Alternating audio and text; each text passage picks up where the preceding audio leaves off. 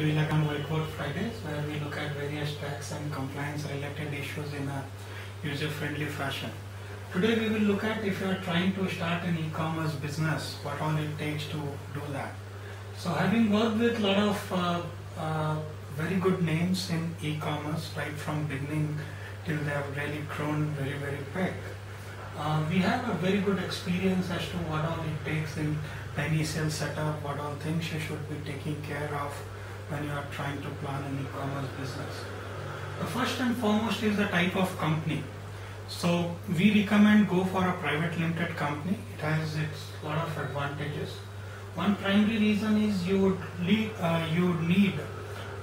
foreign investments or even regular investments into the company, because e-commerce is a deep pocket business. So if you are trying to raise money, then private limited is one of the best suitable option, or perhaps the only option available. So go for a private limited company is what we would recommend, but we have done a lot of videos in the past where we have covered about various advantages and disadvantages of various company type. So please go through them and select the one which suits you best. Then you need to take various licenses like VAT, that is sales tax, central sales tax, then there is PT, shops and establishment, some other labor licenses could be needed depending on your workforce size, like PF, PSI, there could be PAN, TAN, so all these licenses would be needed, so go for that. Again, talk to an expert and then check out what are the licenses which is applicable to you, and then go for it. Most of these licenses are also branch based, so once we discuss the multi-branch setup, we'll talk in more detail. But so since these licenses are branch based, and as you keep opening multiple branches, then you would need actually similar set of licenses for all these branches, so it brings in a real great complexity into the whole process. You would need strong legal documentation, for example, terms of use, privacy, agreement with vendors, suppliers, then service providers, all those things. So again, talk to legal experts and get the strong documentation, because e-commerce is irrespective of whether you are into B2B or B2C space, terms of use and privacy has to be of topmost quality, and it's not really advisable to go and copy paste from something very similar or a competitor of yours. One important thing in the whole e-commerce setup is the delivery channel. So a lot of big companies are actually now looking at something called self-delivery, but this is a very difficult channel to create. It takes real manpower, it takes a lot of expertise and knowledge, and there is a lot of hiccups in the beginning to establish a self-delivery. So typically people start with an outsourced model, like hiring a logistics service provider or a courier agency.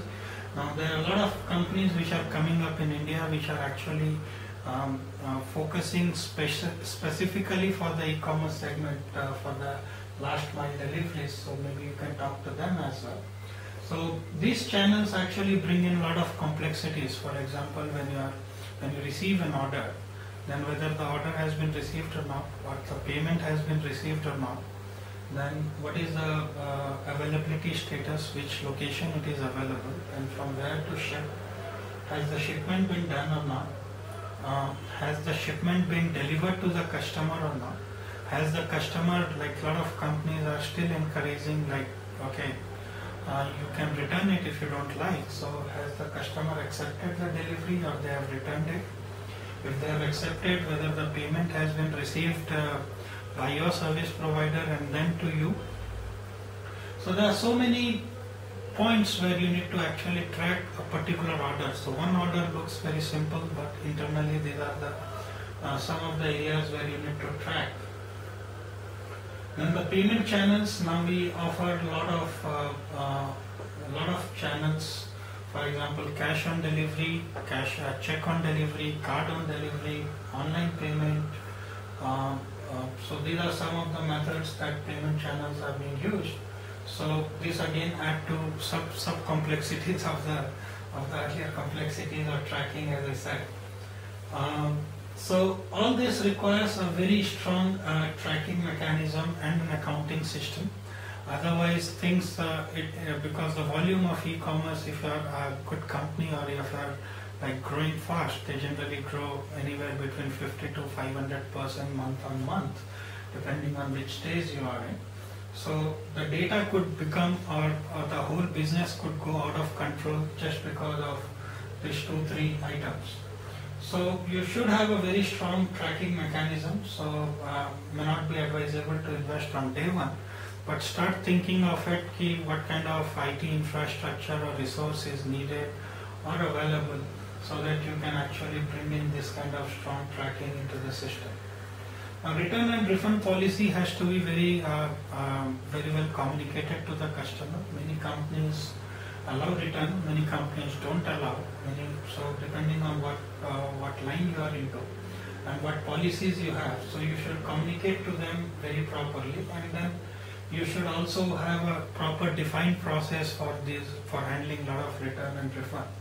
So one bad thing with e-commerce is the customer loyalty has still not been proven too much. So there is a higher amount of refund and returns as compared to an offline shopping. So this becomes a very important process. I discussed briefly, so as you grow, you may actually need to have a multi-brand setup, maybe a multi-brand setup within the same city, depending on what kind of e-commerce you are into. Or it could be multiple cities as well. So again, you'll have to maintain warehouses, stocks at various cities. So you'll have to keep a strong coordination between all this. For example, if I order a camera from a website, so whether that particular model is available in Delhi or Bangalore, from where the customer has placed an order, or which is the closest location to ship, because the shipment cost is typically borne by the company itself. So that's very important. And as I said, all these licenses, most of them are branch-based licenses. So as many branches you have, as many licenses into, say, if it is 5 common licenses which is needed per branch basis, and if you have 10 branches, so you have actually 50 odd licenses to deal with, and you need to comply month on month, quarter on quarter, depending on the license again, all regular compliances. So that brings in much more overheads onto the regulatory and compliance framework. So you should have a very strong accounting and taxation partner, so that you can continue to focus on your core activities. Now you have been always hearing a lot about FDI into retail, multi-brand retail, and e-commerce generally are multi-brand retail. So good news is FDI is being allowed, but the bad news is e-commerce is still kept out of the purview of FDI. So e-commerce cannot raise money from a foreign institutional or a direct investors, and there are some workarounds available which may not be great to speak on a public forum, but there are workarounds available, and that's how most of the companies are currently operating. So it's always again good to talk to an expert and check out what are the options available in your circumstances, and then go for it, so that you can actually get moving. And even if you are raising FDI or bigger amount of investment, then you are not looking at redoing the whole thing, because structuring is very, very important here.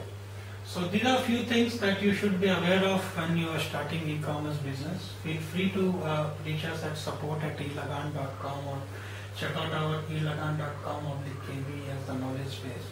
And thanks for attending this, and wish you all the best for your next e-commerce venture. Thank you.